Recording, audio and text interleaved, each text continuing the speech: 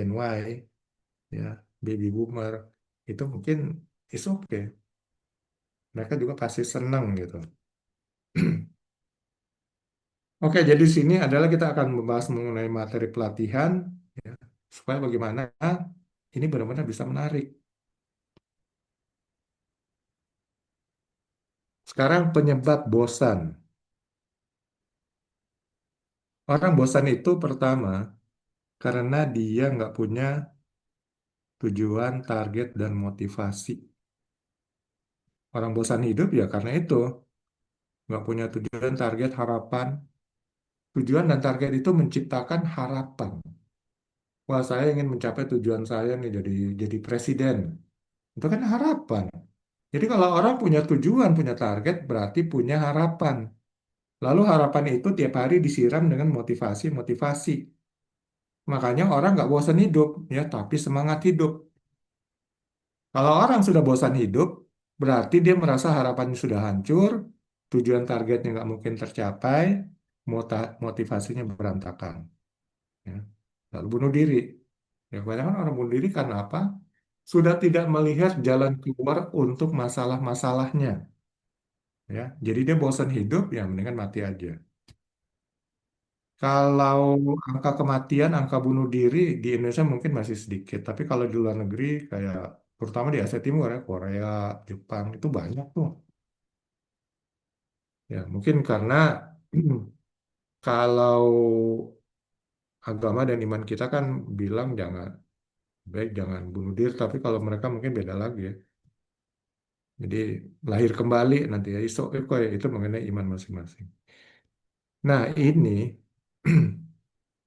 makanya kalau kita ingin semangat hidup harus jelas tujuan target hidup kita sehingga akan menciptakan harapan-harapan. Harapan itulah bahan bakar kita untuk nggak bosen. Lalu kita punya motivasi untuk menyiram terus harapan-harapan itu supaya tumbuh subur, ya, itu motivasi. Begitu juga kalau dalam pelatihan. Jadi nggak semuanya pelatihan itu adalah 100% trainernya harus jago, metodenya harus bagus. Enggak. Ada juga bagian dari peserta training, ya. Jadi ada bagian dari peserta training supaya dia sendiri nggak bosen gitu ya, nggak boring ngikutin pelatihan tersebut. Yang kedua, orang bosen tuh karena nggak ada tantangan. Udah merasa jago gitu ya. Mau apa lagi gua ya? Gua udah paling jago gitu kan. Ngapain ikut training? Jadi, kalau mau ikut training, jadilah gelas kosong. Kalau Anda langsung merasa jadi gelas penuh, ya boring. Udah bisa ngapain gitu. Jadi dari sisi peserta pelatihannya, kalau mau ikut training, kosongin dulu tuh gelas ya. Kalau ada isinya ya dibuang dulu supaya kosong. Saat Anda merasa gelas Anda kosong, Anda tertantang untuk mengisi gelas tersebut. Nih, yang ketiga, monoton, pengulangan, dan rutinitas. Nah, ini mungkin bagian dari trainer. Jadi trainer walaupun nanti latihan-latihannya berulang-ulang ya minimal ada sesuatu yang bikin dia supaya pesertanya nggak bosan, nggak monoton gitu. Apakah latihan-latihannya mungkin latihannya sama tapi ada yang dirubah namanya atau apa, nah gitu. Jadi ada sedikit variasi. Nah, berarti ini tugasnya trainer ya. Jangan latihan ini sama terus bosan gitu ya. Terlalu monoton. Jadi trainer juga harus berpikir ya, kreatif, bagaimana menciptakan variasi-variasi ya dalam mendelivery atau memaparkan materi-materi pelatihan tersebut. Kemudian penyebab bosan lainnya tidak mampu mengelola pikiran dan perasaan dan standar harapan terlalu tinggi. Jadi jangan berharap terlalu tinggi saat mengikuti training. Wah, ini pokoknya trainingnya harus hebat, terus apa? Aku nanti jadi jenius. itu terlalu tinggi. Gitu nggak tercapai langsung bosan gitu. Hilang harapan. Jadi saat Anda mengikuti training ya standar biasa aja lah. Yang penting Anda punya tujuan, target, dan motivasi yang akan Anda siram terus. Anda punya tantangan. Oke, menjadi menarik, engaging. Nah, untuk menjadi menarik, setiap peserta pelatihan wajib buat tujuan, target, dan motivasi untuk ikut training. Yang tadi ya, yang nggak bosen gitu. Jadi tujuan saya nih, apa nih ikut training ya? Target saya apa? Kemudian motivasi apa yang mendorong saya untuk tetap semangat ya, untuk ikut training gitu. Kemudian peserta membuat tantangan personal. Jadi tantangan dalam diri sendiri. Ya. Umpamanya, saya ikut training ini harus dapat nilai 90 atau 100. Kemudian saya ikut training ini harus aktif di kelas. Proaktif. Ini tantangan ya diciptakan oleh peserta pelatihan. Kalau trainer nanti juga buat tantangan ke seluruh peserta. Ya. Jadi trainer harus kreatif bagaimana buat tantangan di awal training sehingga peserta ini ada tantangan. Ya, contohnya umpamanya saya menantang Anda bahwa Anda nanti di final test dapat nilai 100 atau 95 umpamanya. Oh, jadi peserta tantangan yang dapat nilai 95 saya kasih coklat Silver Queen, contoh. Sorry nggak sebut. Ya. Dapat coklat. Atau dapat apa gitu. Jadi itu contoh tantangan. Yang lainnya juga banyak gitu kan. Atau apa voucher belanja. Ada macam-macam lah, terserah. Pokoknya ada tantangan dari trainer. Itu contoh aja. Tantangan lainnya mungkin bisa diciptakan kreativitas dari trainer sendiri. Kemudian, latihan ini boleh berulang yang monoton, tapi trainer menciptakan sesuatu yang sedikit berbeda. Jadi ada variasi supaya tidak terlalu monoton. Dan peserta wajib mampu mengelola pikiran dan perasaan dan standar harapan jangan terlalu tinggi. Nah, ini dari sisi peserta ya. Supaya dia jangan terlalu muluk-muluk berharap ya. Lalu kalau terlalu muluk, terlalu tinggi, jatuhnya sakit gitu. Ya, standar-standar aja. Biasa-biasa aja. Yang penting dia ada tujuan, target, dan motivasi untuk ikut training. Kemudian ada variasi-variasi menarik ya. Ya, saya kadang-kadang pernah ikut training juga ada trainer eh, kasih pertanyaan lalu yang bisa jawab dapat hadiah ya, reward dan sebagainya. Itu contoh variasi-variasi menarik sehingga orang nggak bosen gitu. Nah, kalau industri 4.0 sekarang juga ada training 4.0 ya. Jadi training yang mengikuti zaman kemajuan. Ya sebenarnya kita ini udah training 4.0. Kalau zaman dulu kan trainingnya saya ingat zaman saya dulu itu trainingnya masih menggunakan LCD apa proyektor yang biasa.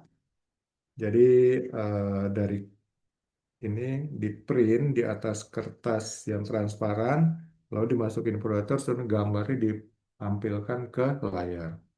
Belum pakai komputer, ya.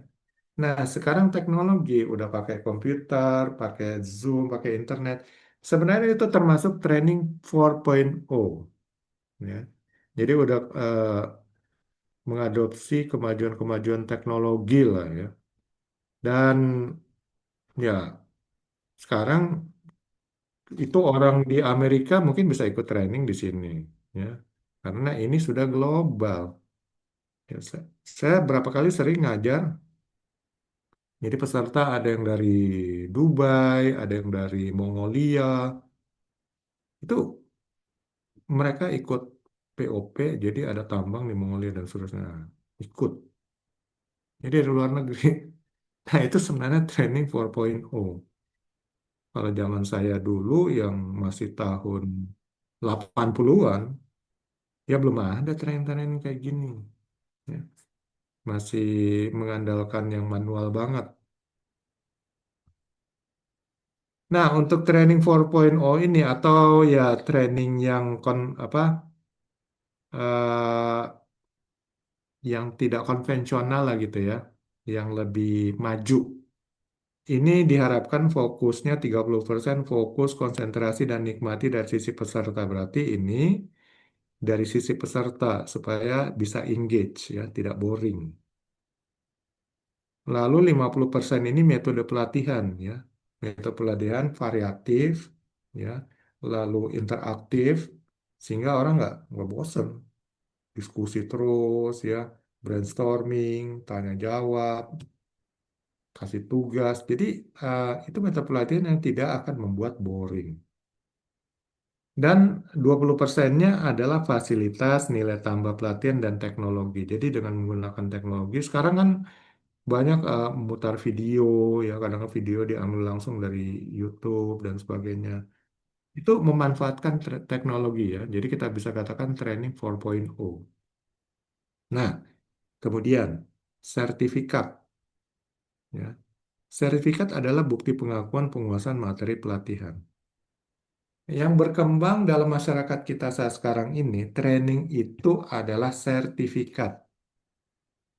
Jadi orang ngejar sertifikat tidak mengejar skill knowledge-nya. Itu salah. Sertifikat itu diberikan kalau hasilnya adalah orang ini benar-benar sudah menguasai materi pelatihan yang dipaparkan. Jadi sebagai reward-nya, maka diberikan sertifikat ya. Pengakuan bahwa dia sudah menguasai materi tersebut. Tapi sekarang kebanyakan banyak pembodohan-pembodohan eh, di negara kita, orang jualan sertifikat. Ya, sertifikat dijual dan ikut training ini dapat 20 sertifikat. Waduh, sian banget itu. Ya, itu namanya PHP, pemberi harapan palsu. Jadi seakan-akan sudah diakui dia eh, dalam beberapa bidang ya, 20 bidang, tapi sebenarnya nol. Itu pertama membodohi dunia, membodohi publik, dan membodohi diri sendiri. Dan orang-orang yang menjual kebodohan-kebodohan ini ya banyak, hanya untuk cari untung aja. Kalau soal sertifikat tambahan, itu adalah ide saya ya, karena sewaktu itu saya lihat belum ada. Ya, saya mendirikan Indo Training, lalu eh, pakai kami alih kati Gomen dulu program Kemnaker. Wah, saya lihat ini banyak banget pesaing. Ya. Wah, saya berpikir gimana caranya nih pendatang baru seperti Indo Training ini ya bisa dapat juga nih para peserta pelatihannya. Saya bikin ada tambahan 3 sertifikat. Tapi itu saya berikan juga materinya. Ada ujiannya ya, dan ada tugas. Walaupun materinya mungkin pemaparan secara singkat ya, lalu sisanya mereka baca sendiri dari handout yang diberikan, lalu ada ujian dan juga ada tugas. Kalau semuanya dikerjakan dan benar dan mencapai nilai minimal ya baru diterbitkan sertifikat. Jadi itu, jadi bukan hanya wah ikut training ikut umum dapat 20 sertifikat, lalu nggak ada pemaparan materi, nggak ada handout, handout mungkin dikasih, tapi sebagian juga nggak kasih. Nggak ada ujiannya, dapat sertifikat. Wah, ini pembodohan masyarakat ya. Dan itu banyak terjadi. Oke, di sini untuk membuat para peserta ini fokus, konsentrasi, dan menikmati, maka kita bisa buat ya dari sisi penyelenggara ya aturan dan sistem. Ya, inilah aturan dan sistem. Jadi kita buat sistem penilaian peserta pelatihan berdasarkan sikap dan aturan yang dibuat khusus pelatihan. Jadi umpamanya eh, kalau di kelas itu tidur aja ya, dijawab pelongak pelongok, ditanya pelongak pelongok, ya itu nanti akan berpengaruh. Jadi sebenarnya ini pelatihan ini bukan bukan anak SD, SMP, SMA yang perlu namanya pendidikan, bukan. Tapi kalau nggak gini, nggak engage mereka dan mereka juga nanti isi kepalanya tetap kosong, selesai pelatihan tetap kosong ya. Masuk nol, proses pelatihan, ya outputnya nol juga. Ya percuma aja. Karena nggak pernah memperhatikan. Jadi diberikan persyaratan ya. Nah ini sistem.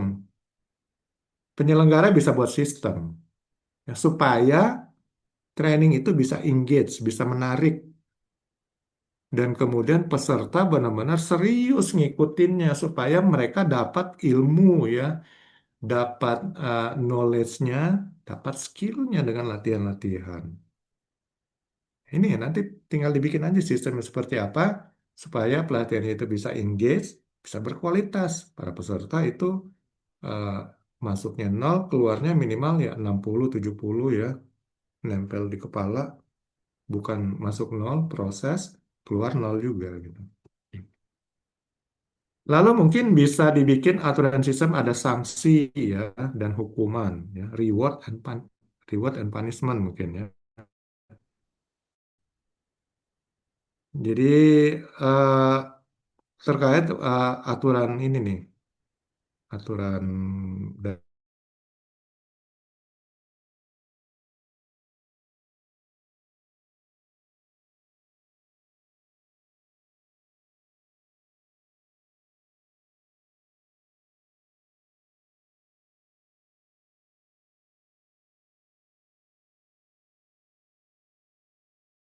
mungkin bisa 5 tahun karena nggak ada sanksi dan hukuman jadi mahasiswa abadi. Dulu zaman dulu ada istilah mahasiswa abadi. Karena apa? Ya karena mungkin dia nggak lulus lulus satu mata kuliah dan sebagainya ya jadi abadi gitu ya jadi immortal jadi dewa dewa di kampus gitu. Kemudian pengawasan untuk penegakan aturan yang juga nanti harusnya ada yang ngawasin. Trainer bisa jadi pengawas. Tapi ada admin biasanya penyelenggara ada admin juga mungkin bisa dimanfaatkan jadi pengawas gitu kan untuk menegakkan aturan yang sudah dibuat ya sistem. Dan persyaratan-persyaratan yang menjadi bagian dari sistem ya, apakah persyaratan peserta, persyaratan trainer, persyaratan materi, tempat, penyelenggaraan, dan seterusnya. Ini persyaratan-persyaratan ini akan menjadi bagian dari sistem untuk membuat training itu nanti menjadi menarik, engage, ya, tidak membosankan. Jadi untuk kita bisa bikin sistem ya. Di sistem itu ada terdiri dari aturan-aturan dan persyaratan ya dan pengawasan. Nah, gitulah ya. Kemudian bicara mengenai fasilitas dan teknologi. Ini fasilitas dan teknologi ini mungkin eh, mengenai venue-nya layak nggak?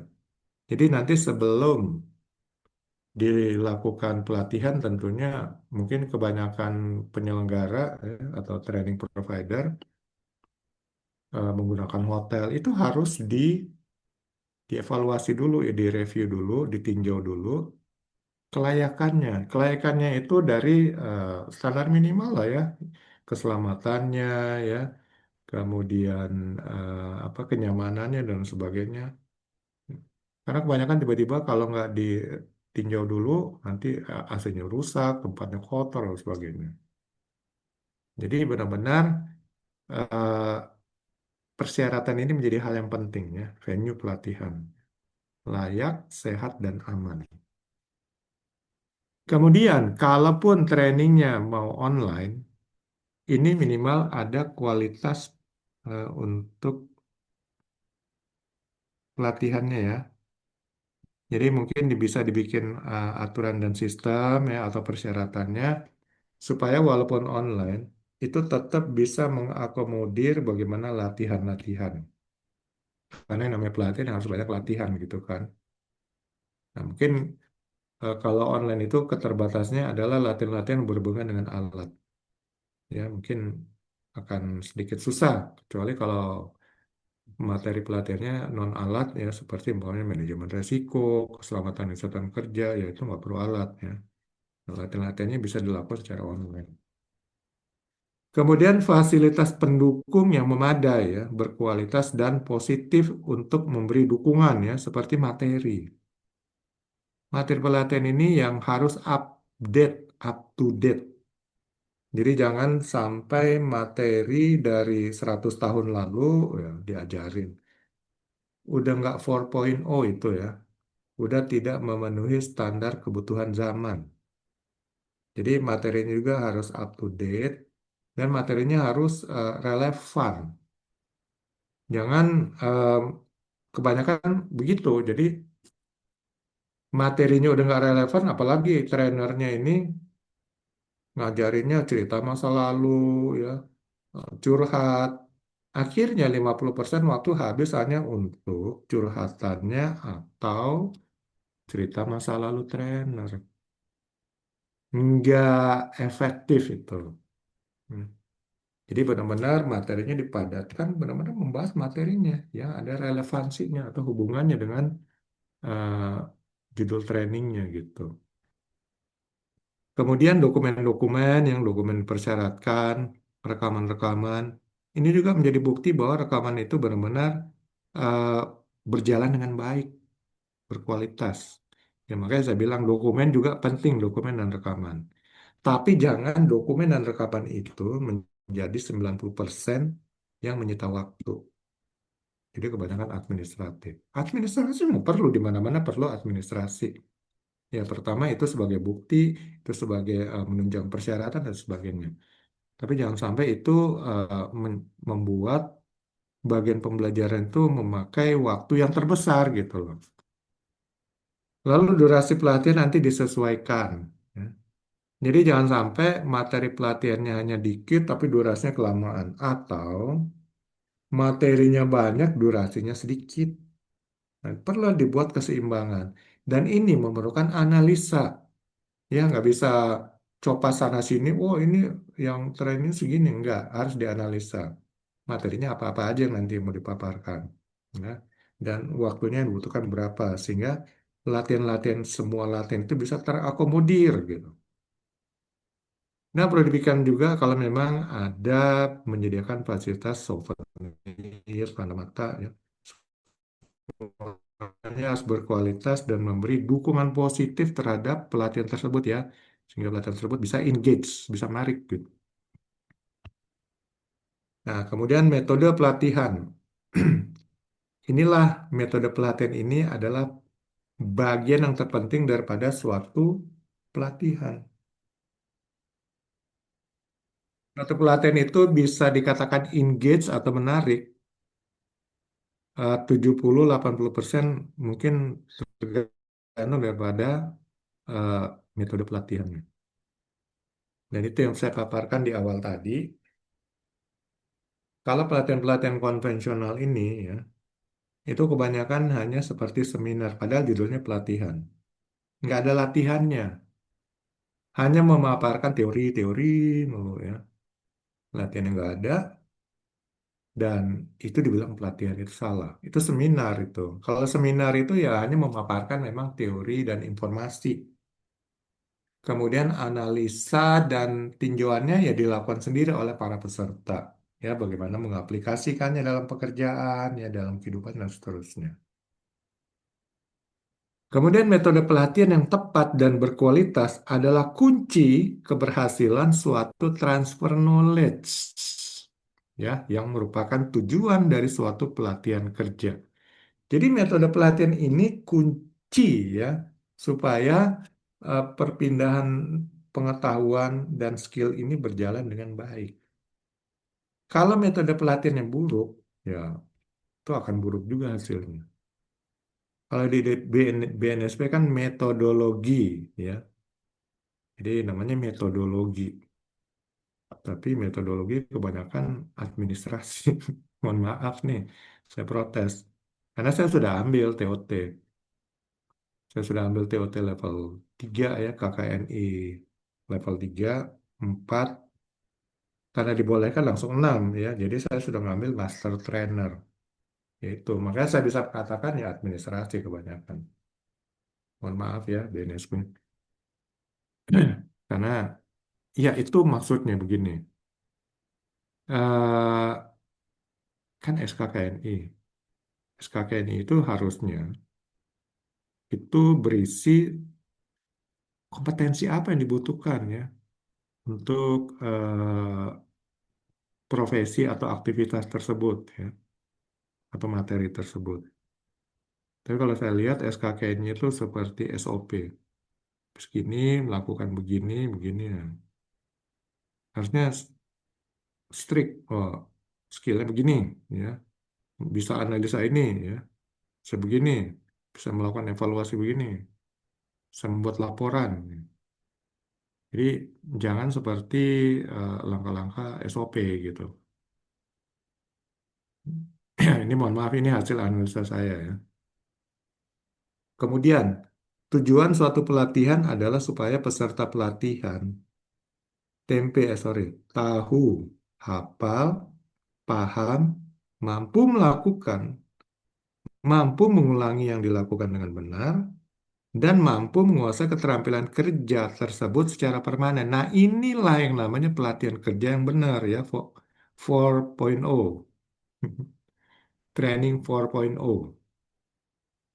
Jadi, pertama tahu. Tahu itu ya memaparkan, oh informasinya bahwa keselamatan kerja itu begini, definisinya begini, latar belakangnya begini, benefitnya begini, ya itu tahu gitu kan. Kemudian hafal, ya hafal diulang-ulang. Nah, nanti berikan tugas juga supaya para peserta itu mungkin hafal. Tapi yang dihafal itu adalah bagian penting yang knowledge inti daripada materi yang akan dipaparkan tersebut. Jangan hal-hal yang nggak penting ya. Kasihan hafalnya terlalu banyak. Sehingga kalau bagian-bagian pentingnya aja ya hafalnya sedikit aja. Contohnya hafal itu mungkin prosedur yang intinya apa ini ya, prosedur ini. Nah, itu yang perlu dihafal.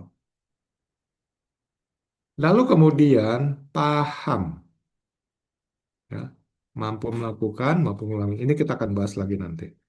Dan kemudian yang keempat, nah, kondisi pelatihan kerja convenience ini hanya sampai pada tahu aja ya, tahu tempe lah gitu ya. Itu juga tidak memastikan 100% peserta tahu. Jadi trainernya ya kadang-kadang nggak mastiin bahwa dia para peserta itu udah tahu. Kalau ada umpamanya 10 peserta, nggak ada dia ngambil sampel. Biasa kalau trainer tuh ngambil sampelnya yang paling, mohon maaf, paling bodoh lah di kelas itu ya, yang dia tangkapnya rendah. Kalau dia sudah tahu, udah paham, ya berarti yang lainnya mungkin akan lebih tahu dan lebih paham. Tapi kalau mau lebih bagus ya ambil sampelnya dua atau tiga gitu kan. Nah, jadi harus harus memastikan ya bahwa para peserta udah tahu dan paham. Tahu.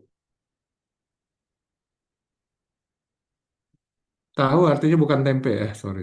Tahu artinya sebelumnya informasi tersebut tidak diketahui oleh peserta training atau hanya tahu sambil lewat aja.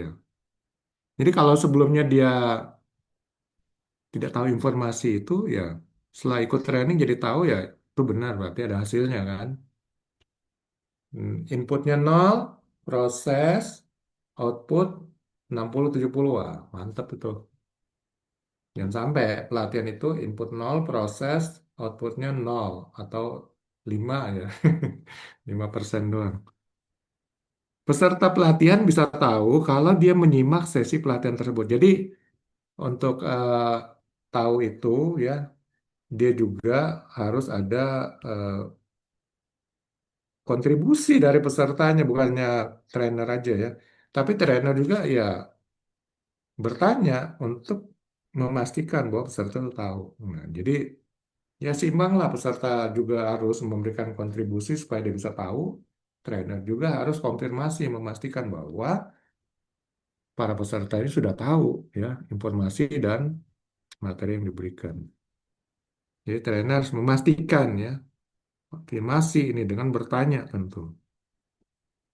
Dalam proses transfer knowledge ini biasanya terjadi tanya jawab dan seringkali diskusi. Ini harus ada. Ya. Jadi jangan sampai trainer tuh kayak kereta aja memuah, nggak berhenti. Salah itu ya. Jadi 100% dari trainer. Harusnya yang bagus itu 50-50 atau 60-40, trainer 60, serta 40 itu masih oke aja. Dan trainer wajib mengkonfirmasi bahwa peserta sudah sudah tahu dengan cara dan metode yang efektif. Itu ya, harus konfirmasi. Yang kedua, hafal. Jadi yang hafal ini bukan keseluruhan materi, tapi hal-hal inti aja ya. Seperti saya bilang tadi, prosedur ya, dia harus hafal. Karena prosedur itu adalah langkah-langkah. Nggak boleh terbalik-balik. Nah, makanya harus dihafal. Jadi ada bagian-bagian tertentu dari pelatihan itu yang harus dihafalkan dan ini harus dipastikan oleh trainer bahwa peserta itu sudah hafal ya materi inti dari pelatihan tersebut ya dengan bertanya atau kasih tugas ya untuk mengkonfirmasi bahwa peserta sudah hafal gitu. Dan kemudian setelah tahu, hafal, paham. Nah, paham artinya tahu dan mengerti informasi terkait materi pelatihan yang diikutinya. Mengerti artinya paham latar belakang, tujuan, benefit, serta pengetahuan mendasar terkait informasi tersebut dan paham fungsinya yang berhubungan dengan pekerjaannya atau aplikasinya gitu ya. Jadi kalau sudah tahu aplikasinya berarti sudah paham ya. Dan tahu juga bagaimana mengaplikasikannya gitu. Peserta pelatihan bisa paham kalau sudah tahu bukan hanya pengetahuan dasar terkait materi, tapi juga pengetahuan lanjutannya dan aplikasinya.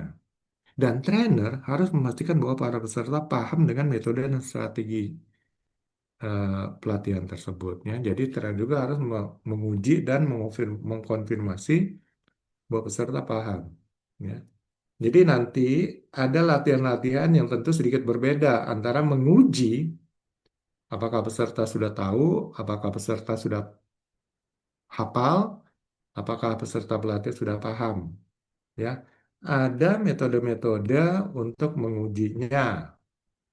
Ya, biasanya kalau paham mungkin kasih studi kasus ya.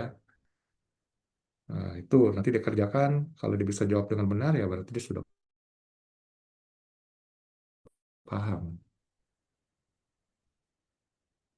Dan kemudian setelah tahu, hafal, paham, tentu mampu melakukan atau mampu mengaplikasikannya ya, terutama nanti dalam pekerjaannya. Nah, ini harus benar-benar eh, peserta dipastikan sudah bisa ya mengaplikasikan atau mampu melakukan.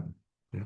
Mampu melakukan artinya sudah terampil ya, sudah memiliki keterampilan yang berasal dari pelatihan tersebut. Terampil artinya tahu, hafal, paham, dan mampu mengaplikasikan pengetahuannya dalam aktivitas kerjanya gitu. Jadi, harus mampu melakukan.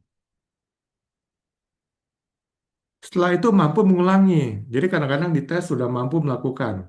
Tapi trainer harus tes lagi nih. Dia harus diulangi, peserta harus bisa. Karena kalau sekali aja itu belum tentu yakin ya. Itu mungkin kebetulan dia mampu melakukan. Kebetulan. Nah, harus tes lagi. Jadi kalau peserta pelatihan sudah mampu mengulangi lagi hal yang benar, ya berarti dia keterampilannya udah agak lurus gitu, udah agak benar gitu. Kalau baru sekali aja diuji, ya dia bisa, itu kebetulan ya, lucky day-nya peserta itu. Jadi harus ada di tes ulang lagi gitu. Mampu mengulangi artinya menjadi profesional. Kalau orang sudah profesional, wah, semua tuh sudah diisi kepalanya ya. Mulai dari pengetahuannya, knowledge-nya ya, dan kemudian hal-hal penting, hafalannya, dan kemudian pemahamannya, aplikasinya. Ya. Kemudian dia mampu melakukan, ya, mengaplikasikan dan mampu mengulanginya berkali-kali ya. Udah profesional itu. Dan ini yang kita harapkan ya. Pelatihan itu akan menjadikan seorang peserta training itu menjadi profesional. Itu eh, tujuan training 4.0. Menjadi profesional artinya terampil dalam melakukan suatu aktivitas atau profesi pekerjaan dan memperbaiki konsep dan caranya sehingga bisa lebih efektif, efisien, dan berkualitas. Jadi kalau orang profesional itu, karena dia sudah tahu mampu mengaplikasikannya, Dia bisa berpikir, oh ini cara yang lebih efisien, lebih efektif. Nah, itu berarti profesional. Dan setelah profesional mampu terampil permanen.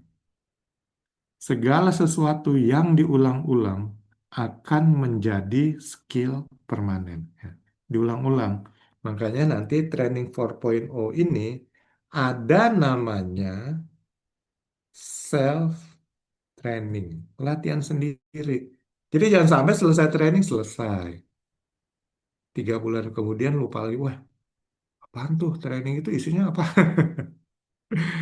Udah nol lagi nih, karena nggak pernah dilatih lagi, latih-latih lagi sendiri.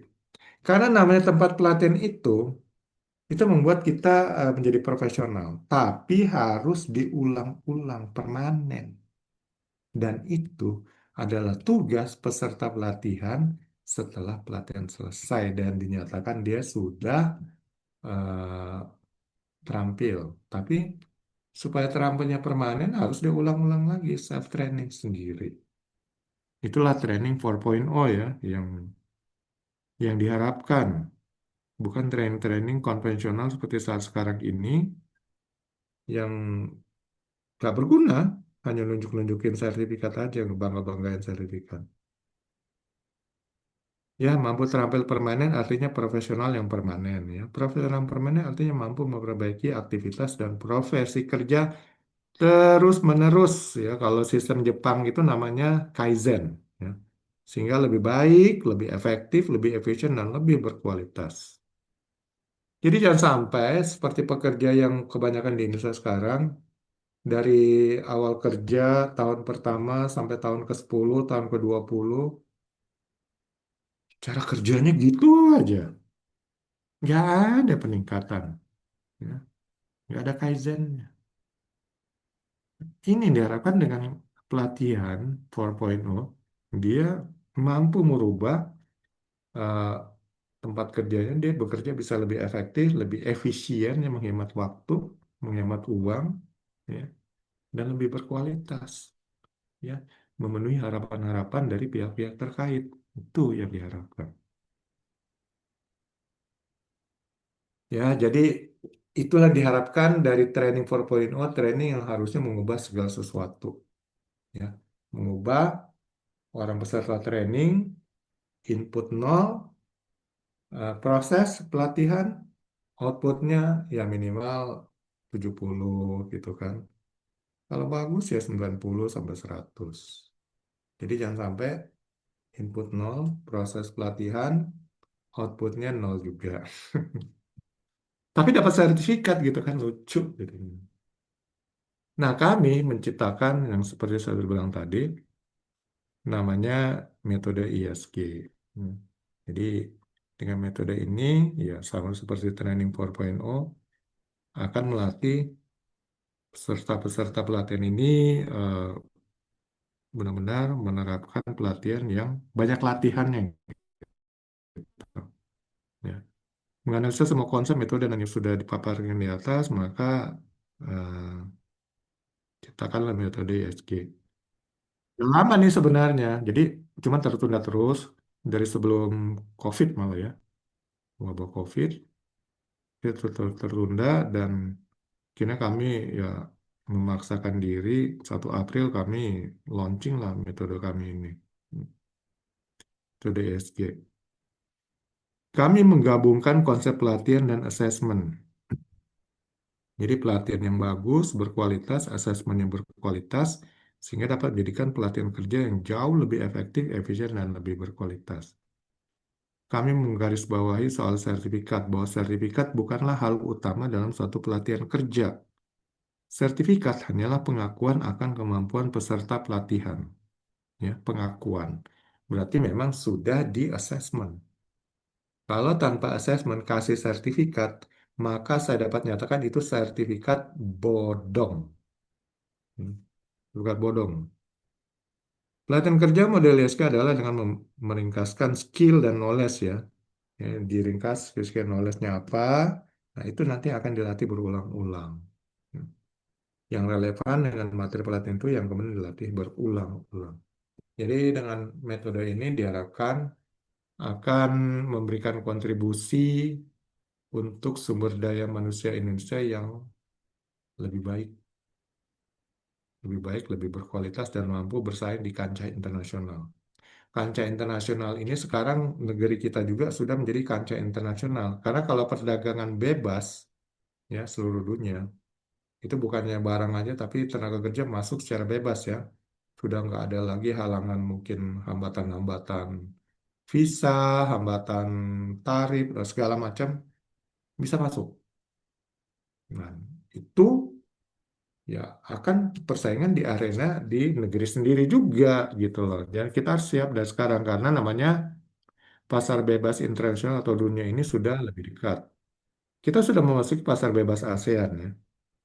Jadi beberapa negara kita bisa langsung datang ke sana, nggak perlu bisa kerja dan sebagainya. Bisa kerja sih tetap perlu. Maksudnya hambatan-hambatan lainnya yang seperti dulu. Nah itu kita akan bersaing nih. Jadi tenaga kerja luar negeri juga akan datang. Makanya kita butuh sumber daya manusia Indonesia yang kompeten, benar-benar kompeten dan kualitas untuk mampu bersaing ya di dunia dan kancah internasional. Oke, kita ringkaskan dulu setelah itu kita diskusi dan tanya jawab. Jadi kesimpulan, pelatihan kerja adalah latihan-latihan yang dilakukan sehingga semua peserta pelatihan menjadi terampil, bukan sekedar memberikan informasi lalu menerbitkan sertifikat.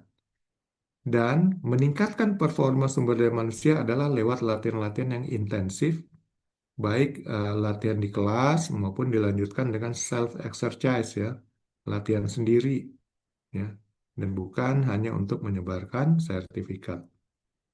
Training yang engaging dibangun dari dua sisi, yaitu dari sisi peserta pelatihan itu sendiri dan dari sisi metode pelatihan. Dari sisi peserta pelatihan juga bisa dikontrol dengan aturan dan persyaratan dan sistem pelatihan yang nanti dibuat oleh penyelenggara pelatihan. Training yang engaging bagi Gen Z tentu akan engaging juga bagi Gen Z ya, juga engaging juga bagi Gen X, Gen Y dan baby boomer. Kalau saya mungkin masuk baby boomer, udah tua. Ya. Ini ada Gen Y, Gen Y, Gen X. Oke, sekarang saya jawab. Silakan kalau ada yang ingin bertanya. Atau mungkin kasih tambahan gitu, masukan-masukan ya. Silakan.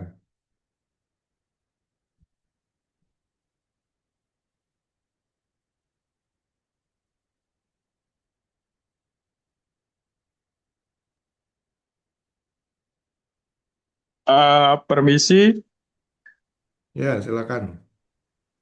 eh, baik. Sebelumnya, Assalamualaikum warahmatullahi wabarakatuh. Selamat malam Waalaikumsalam. untuk rekan-rekan dan bapak-bapak semua. Malam, Pak. Oke, baik. Sebelumnya saya perkenalkan dulu untuk diri saya. Saya atas nama Mutakin Sajadah Muaidah. Saya dari masih berkuliah di Universitas eh, Negeri Islam ya UIN Ranairi di Banda Aceh. Jadi untuk pertanyaannya saya, karena saya mengambil juga jurusan psikologi, mungkin ini ada kaitannya juga dengan apa yang Pak Mario sampaikan dengan jurusan di fakultas saya, ya. Oke, Jadi mungkin pertanyaan saya ini adalah tentang yang namanya paradoks neurobiologi. Jadi mungkin yang tadi Bapak sampaikan ini ada kaitannya dengan jurnal yang pernah saya baca, yaitu tentang Journal of Cognitive Neuroscience yang dikembangkan oleh Dr. Anna Lemke dan juga ada dari Dr. Gloria Mark dari tahun 2023 sampai 2024 di University Stanford yang mengkaji tentang yang namanya pembajakan dopamin. Jadi dari yang saya sudah dapatkan ya materi dari Pak Mario itu berkaitan dengan bagaimana cara mengubah pelatihan dari yang boring ini menjadi engaging ya untuk memicu yang namanya sebuah motivasi dan juga ada tantangan. Hmm. Tapi kita juga nggak bisa memungkiri kalau kebosanan Gen Z ini sebenarnya juga adalah dampak dari pembajakan dopamin oleh algoritma digital dan juga ada media sosial. Jadi, apakah metode penelitian yang engaging ini apakah sebenarnya mendidik atau justru ini menjadi bentuk narkoba digital yang baru agar kita semua bisa bekerja? Jika kita terus memacu stimulasi agar mereka tidak bosan, apakah kita sedang membangun kompetensi atau justru sedang mempercepat kerusakan kapasitas fokus manusia secara permanen? Mungkin itu aja pertanyaan saya. Terima kasih. Oke, terima kasih Mas Mutakin ya. Jadi bagian psikologi. Wah, menarik ini. Jadi memang jangan sampai engaging, lalu jadi apa workaholic atau belajar holik, eh, apa maniak belajar dan sebagainya. Nah, ini tentu hal lain, mungkin hal lainnya lagi. Memang Gen Z ini adalah orang yang mudah dipengaruhi ya, karena masih masih muda. Jadi kadang-kadang Gen Z ini ikut ikut tren ya, lalu ikut tren dan kemudian kalau trennya umpamanya lagi rame ini, mereka ikut-ikutan. Nah, di sini sebenarnya kita tidak sedang membahas mengenai masalah dopamin atau psikologi mengenai pelatihan ini. Tapi kalau pelatihan ini adalah bagaimana pelatihan ini bisa menjadi sesuatu yang menarik. Dan sesuatu yang menarik itu dalam arti kata positif, ya. Dalam arti kata positif. Kalau sesuatu yang menarik itu dalam arti negatif, dalam arti untuk kejahatan ya jangan juga gitu. Nah, di sini dalam arti positif adalah bahwa metode pelatihannya yang bagus, yang tentu apabila orang belajar mengenai contoh K3 atau Rigor, itu dia habis ngikut pelatihan ini, dia terampil. Dia langsung bisa bekerja, langsung bisa menerapkan di tempat kerjanya. Mengenai dia menjadi ketagihan atau apa, saya rasa kalau dia ketagihan dalam hal yang positif, is okay aja menurut saya.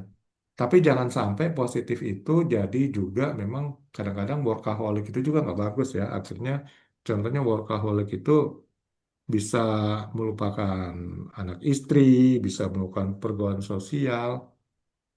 Tapi kalau kita lihat orang-orang yang gila kerja, contoh orang terkaya di dunia ya, Elon Musk, dia itu kadang-kadang mengatur kerjaannya, dia lebih senang bekerja pada tengah malam contohnya.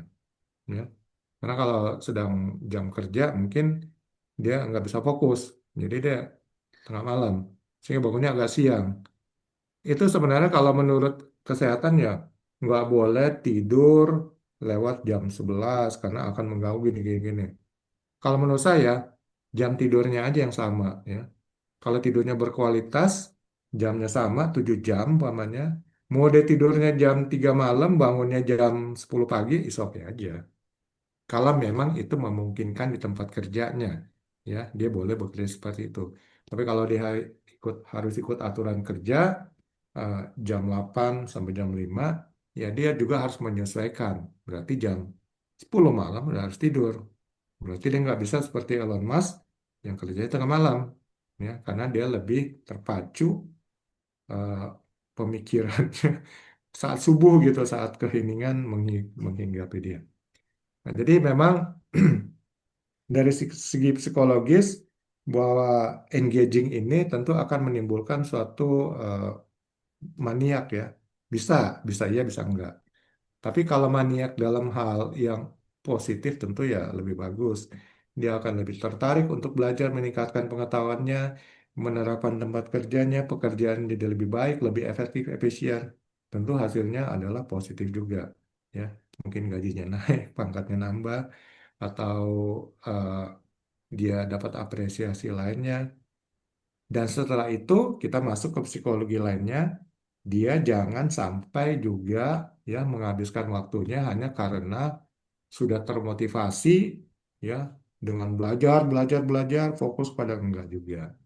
Karena itu bagian dari psikologi lainnya, ya, psikologi sosial dan sebagainya.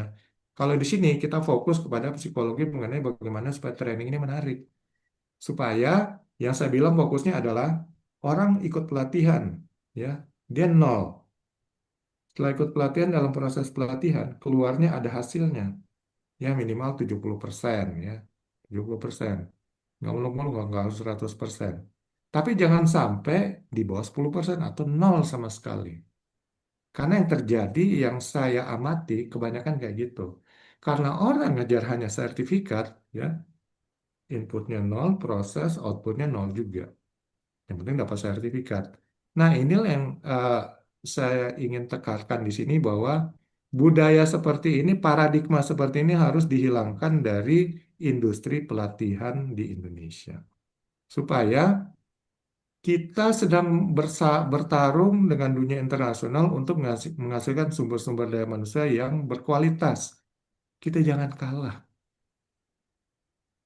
Indonesia termasuk negara yang minat bacanya paling sedikit di dunia, ya, dibandingkan mungkin Korea Selatan nomor satu, lalu negara-negara maju minat baca yang tinggi karena korelasi antara minat baca dengan performa sumber daya manusia itu erat. Dan bagaimana kita meningkatkan minat baca? Ya, salah satunya adalah mungkin ya bagaimana mengengagingnya, ya. Di sini saya terapkan dalam pelatihan. Ya mungkin pemerintah bagaimana meningkatkan minat baca, ya mengengagingnya bagaimana gitu. Nah, ini dalam mungkin masalah lainnya.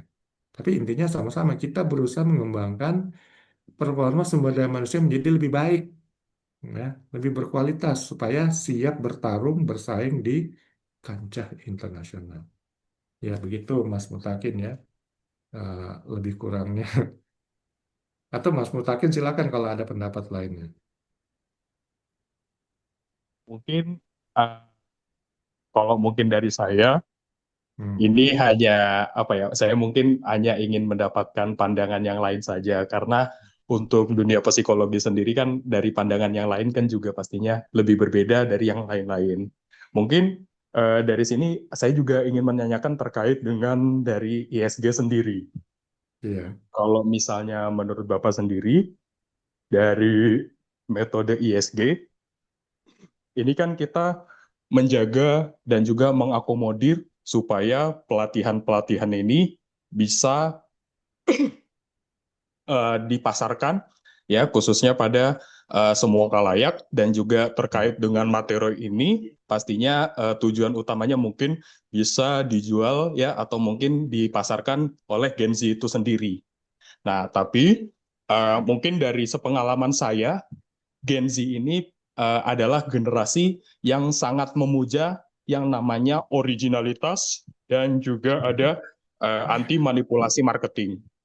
Nah, ya. dari metode ISG sendiri, kira-kira bagaimana cara mengakomodir supaya rekan-rekan Gen Z ini supaya nggak bosan, ya? Dan juga apakah pada akhirnya metode ini bisa ditolak oleh mereka sendiri bahwa ketika menyadari rasa engaging ini bisa sekiranya ya sekiranya itu dari metode engaging ini kurang menarik karena dirancang dari sistem yang sangat teknokratis dan juga apakah sebuah struktur pelatihan formal ini bisa memberikan tujuan kebebasan tanpa kehilangan kendali atas hasil akhirnya.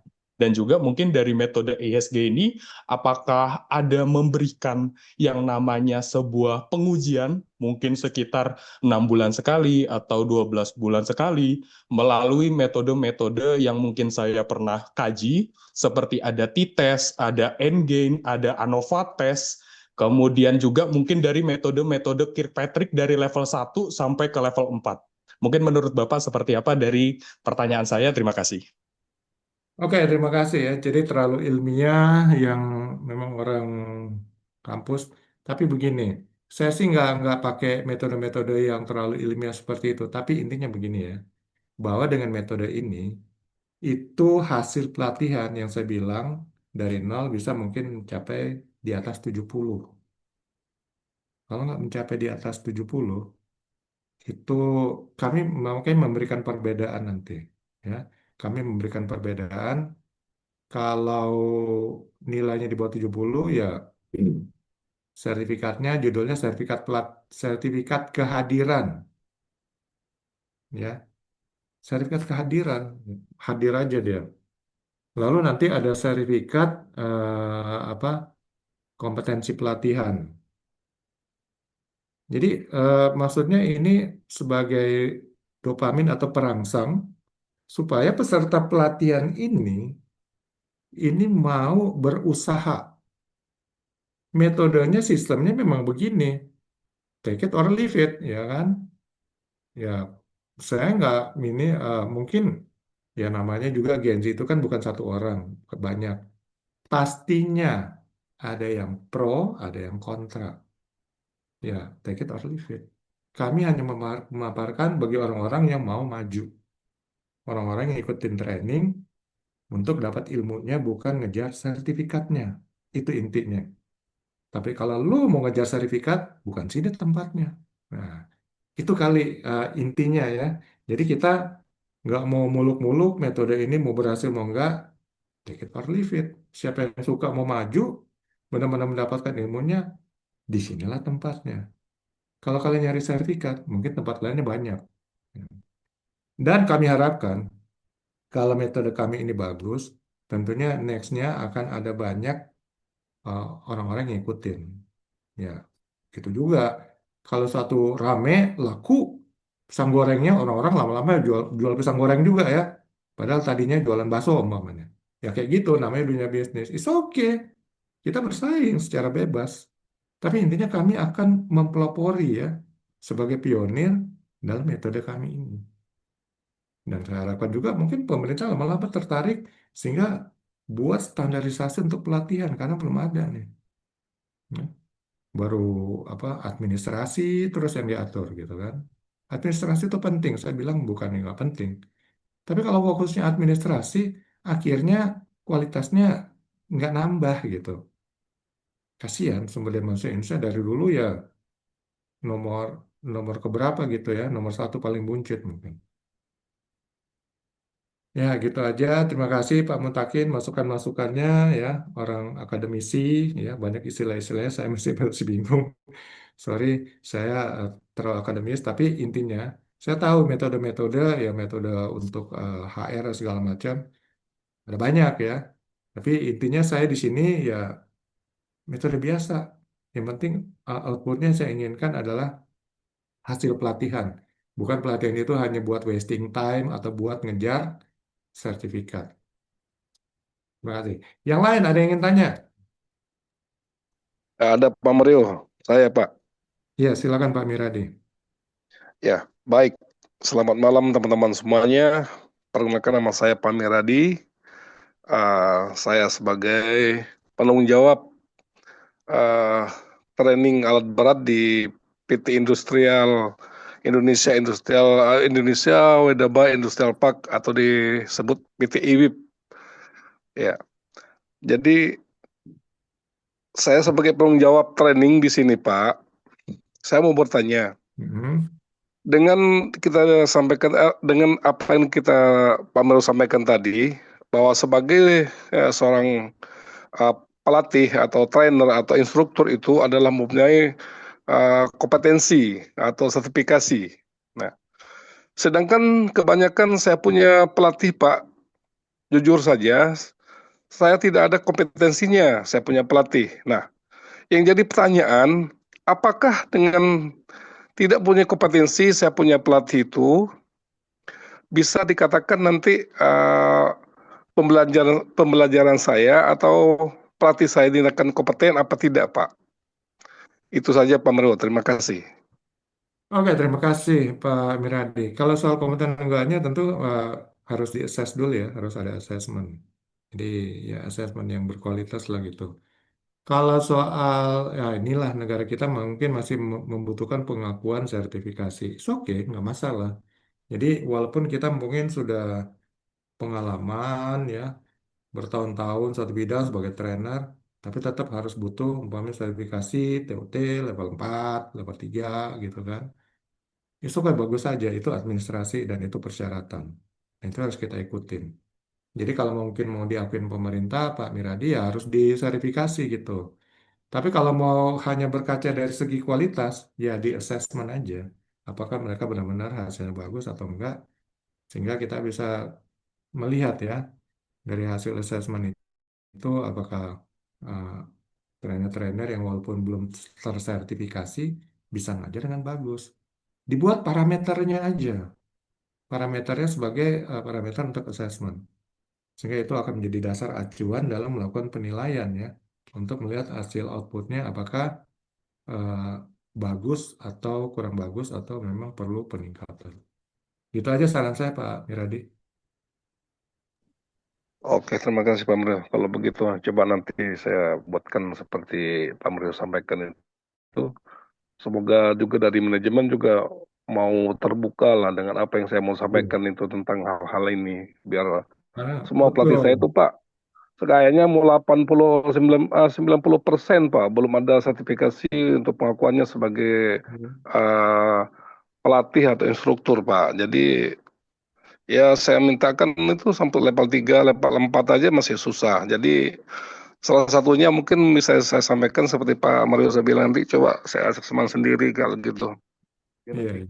bisa mendapat hasil yang lebih baik Pak. Terima kasih Pak Mario kalau begitu. Terima kasih Pak Miradi. Oke, teman-teman lainnya gimana? Ada pertanyaan atau tambahan?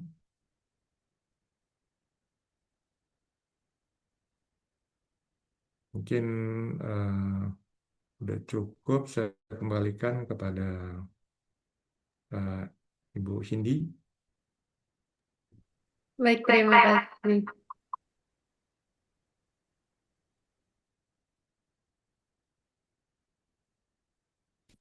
Baik, terima kasih banyak Pak Mario atas pemaparannya dan juga terima kasih banyak kepada maaf, suara saya terdengar? Tes. Ya, kedengaran. Oh, siap. Terima kasih banyak untuk Pak Miradi dan juga Pak Mutakin ya atas pertanyaannya dan juga saran serta kritiknya ya terkait untuk webinar pada malam hari ini. Ya, tidak sudah lama sudah waktu sudah pukul setengah 9 ya, tidak terasa sudah dari pertanyaan-pertanyaan dan juga pemaparan Pak Mario, waktu berjalan begitu cepat. Baik, mungkin saya akhiri pada pertemuan kali ini, webinar kali ini atas pemaparannya oleh Pak Mario dan juga rekan-rekan yang sudah menghadiri. Terima kasih banyak atas kehadirannya ya. Hai Pak Miradi, halo Pak. Oke, terima kasih juga Pak Mutakin dan rekan-rekan ya sudah menghadiri pada webinar malam hari ini. Jangan lupa untuk ikut webinar selanjutnya dengan judul yang baru juga. Nanti kita akan menginformasikan kepada rekan-rekan sekalian dan juga jika mau menonton kembali terkait webinar kali ini nanti kami akan upload kembali di TikTok dan juga di YouTube serta podcast kami seperti itu. Nanti kan juga ada di media sosialnya bisa dicari di internet. Oke, terima kasih banyak semuanya. Selamat malam, semoga ilmunya bermanfaat dan terima kasih. Teman semuanya. Terima kasih. Terima kasih untuk sertifikatnya sendiri Nah, kita nanti akan foto-foto saya dulu Pak. bagikan. Iya, Pak? Kan tadi udah. Diana, Iya, Pak. Ada apa, Pak? foto terakhir dulu. Oh, oke boleh Pak. Saya ambil lagi sekali lagi, Pak ya. Ambil lagi. Mana Oke. yang lain? Ambil lagi. Ya buka dulu kamera sekalian semua dulu, biar kayak kita tahu semua, saling kenal semuanya. Oke, mungkin Yang lain belum buka videonya, silakan dibuka dulu. Oke, sudah itu. oke siap. Terima kasih. Oh, Pak Muktakin malah keluar ya. Sayang sekali. Foto Ya, bersama ini. Joko Baik. Joko. Oke, saya ambil dulu ya fotonya Bapak-Bapak sekalian. Oke, 1, 2, 3. Siap, nanti saya bantu share di grup juga ya. Terima kasih Bapak-Bapak sekalian, Pak Miradi, Pak Hani, Pak Rudi, Pak Rajasya, Pak Arya, Terima kasih Pak semuanya. Wahyu. Pak Rudi Ya, setuju kok. Terima kasih banyak. dadah semuanya teman-teman. Iya, Pak. Sampai Ketemu bertemu lagi, kembali. Pak. Ya, terima kasih Pak Mario. Terima kasih Pak Mirandi. Terima kasih orang-orang Ya. baik. Oke, izin live.